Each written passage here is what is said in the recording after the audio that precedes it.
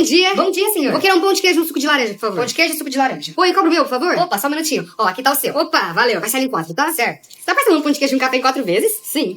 Quanto que deu tudo? R$1.500. Quê? Aqui, ó. Obrigado e boa viagem. Moço, pode cancelar aqui, tá? Não quero mais não. Pediu, pagou, senhor. Ficou 1.700. O quê? Moço, um pão de queijo e um suco é 5 reais no meu bairro. Legal, senhor. Você não deve? Que débito, moço? Não tem limite nem no crédito. Dinheiro, então? Você tá louco, você quer um roubo. Não, senhor. É um pão de queijo e um suco de laranja. Ah, eu não vou pagar um preço de uma viagem no café da manhã. Perfeito, então. Você é nossa segurança. Pode chamar teu papo, você tá louco. Alô, quebra-crânio? O quê? Você e o Minotauro podem vir aqui dar um fim num probleminha? Ih, moço, calma aí. Hã? É. Aceita